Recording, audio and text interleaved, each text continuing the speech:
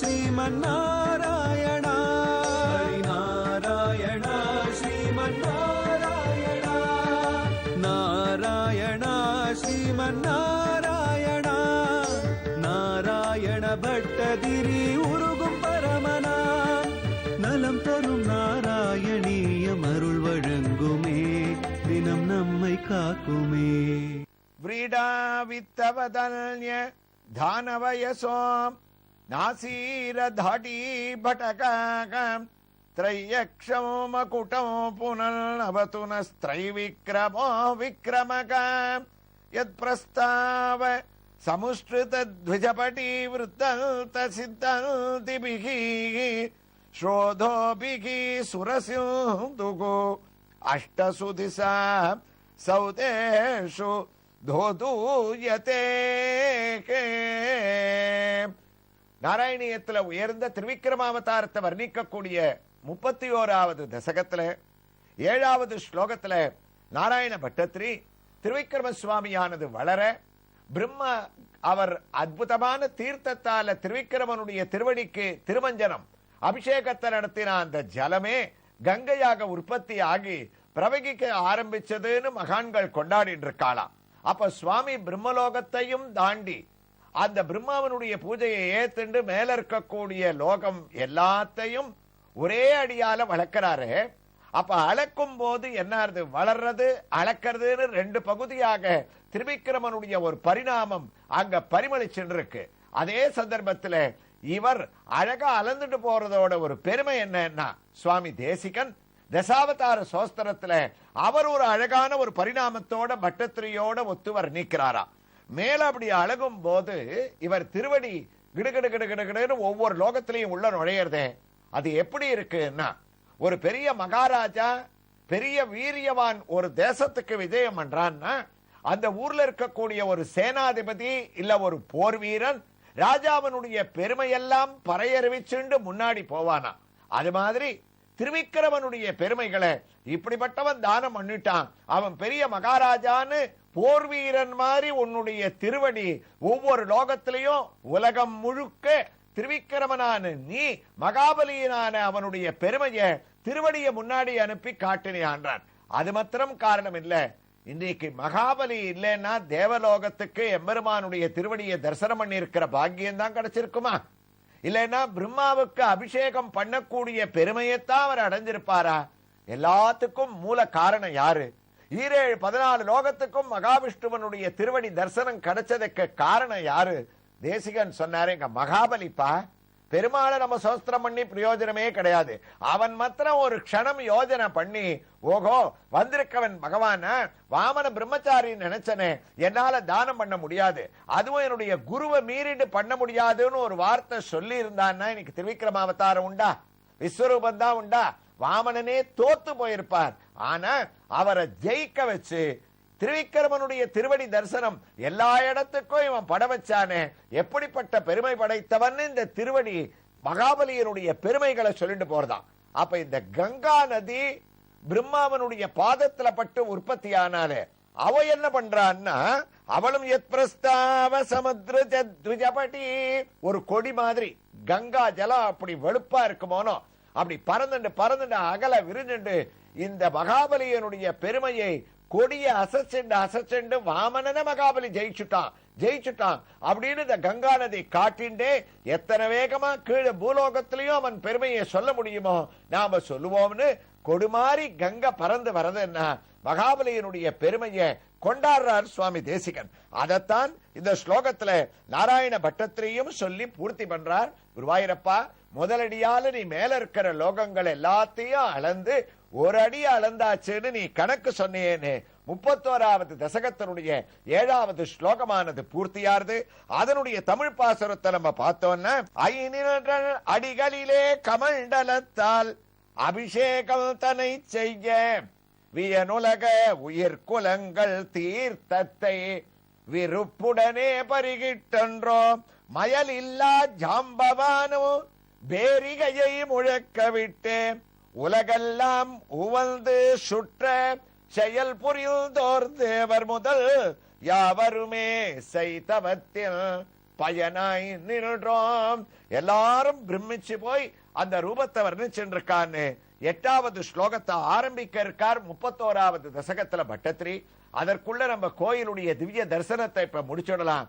உங்களுக்கு கோயில் நினைவுல இருக்கும். தமிழ்நாட்டில் இருக்கக்கூடிய காஞ்சிபுரத்தில் பஸ் ஸ்டாண்டில் இருந்து சுமார் 1 கிலோமீட்டர் தூரத்தில் அமைந்திருக்கக்கூடிய பாண்டவதூதர் திருக்கோயிலிலே அநேகமாக அனைத்து திவ்ய தரிசனங்களையும் முடித்த நாம் இங்கு உற்சவமூர்த்தியினுடைய திவ்ய தரிசனத்தை இதோ அடைய இருக்கின்றோம். பத்ர விமானம், வேதகோடி விமானம் என்று சொல்லக்கூடிய விமானத்தினுடைய தரிசனத்தை அடைகின்றோம். ஸ்ரீதேவி பூதேவி சமேதனாக எம்பெருமான் விமானத்தில் காட்சியளிக்க, மற்றொரு புறத்திலே நிருசிம்மமூர்த்தியும் திவ்ய தரிசனத்தை அளிக்க, இதோ பாண்டவதூதன் உற்சவ மூர்த்தியாக நமக்கு சேவையை அளிக்க துவங்கிவிட்டான். திருக்கண்டேன் பொன்மேனி கண்டேன் என்றபடி அழகான ஒரு திருமேனி. ஆகா, அந்த திருமேனியிலே திருமுகத்தின் மேல் உயர்ந்த கல் பதித்த பாண்டியன் கொண்டையைத்தான் சார்த்தி கொண்டு நெற்றி திலகமானது தன்முகத்து சுட்டியாக அவனுடைய திருமுகத்திலே தவழ்கின்ற ஆச்சரியமான தரிசனத்தை நாம் அடைகின்றோம். சிரித்த முகம், கருணையான நேத்திரங்களை கொண்ட ஒரு பார்வை, சதுர்புஜங்கள், சங்கு சக்கரம் பரிமளிக்க, வக்ஷஸ்தலத்திலே முத்துமாலையானது மின்ல, பச்சக்கல் மாலையைத்தான் சார்த்தி கொண்டு லக்ஷ்மி பதக்கத்துடனும் தாழம்பூ மாலையுடனும் மிளிருகின்ற உற்சவமூர்த்தியான பாண்டவ தூதன் மற்றொரு 2 திருக்கரங்கள், ஒன்று அபயகஸ்தமாக நமக்கு அபயத்தை அளிக்கின்றது, மற்றொன்றானது லாவகமாக கதையை தாங்கிக் கொண்டு கதாகஸ்தமாக காட்சியளிக்க, அந்த கதையானது எம்பெருமானுடைய திருவடியை தொட்டுக்கொண்டு உற்று வணங்கி தொழுமின் உலகேழும் முற்றும் விழுங்கும் முகில்வண்ணன் பற்றி பொருந்தான் மார்பிடந்து பூம் பாடகத்துள் இருந்தானை ஏத்து என் நெஞ்சே என்ற திருவடியில் இருந்து திருமுடி வரை பூதத்தாழ்வார் இவனுடைய திவ்ய தரிசனத்தை நமக்கு ஞாபகப்படுத்த, இதோ அதற்குள் பாண்டியன் கொண்டையைத்தான் களைந்துவிட்டு அழகாக கல்வைத்த கிரீடத்தை தான் தரித்துக் கொண்டு இரு உருவங்களிலே நமக்கு ஆச்சரியமாக சேவையை அளித்துக் கொண்டிருக்கக்கூடிய பாண்டவ தூதனுடைய ஒரு புறத்திலே ஸ்ரீதேவி நாச்சியார் ருக்மிணி போன்று அழகாக கிரீடம், திலகம், சிரித்த முகம், சிறிய ஒரு உருவம், தாமரைக்கல் பதித்த மாலை, இதோ சிகப்பு வஸ்திரம், இடது கையிலே தாமரை என்று அழகாக மகாலட்சுமி ஸ்வரூபத்துடன் காட்சியை அளிக்கின்றாள்.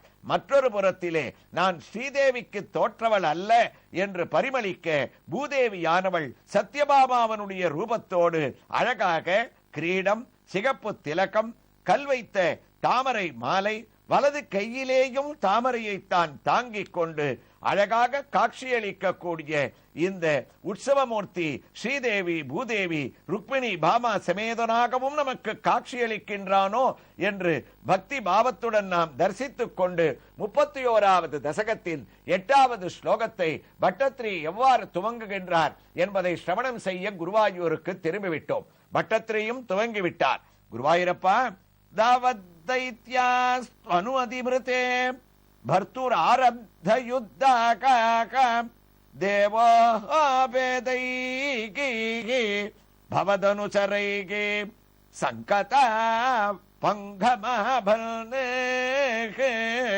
कालात्मायो वसति पुरतो यद्वसत् प्राग्जितास्मकाक किं वो युद्धैरिति बलिगिरा तेत பாதாளமபுகோ.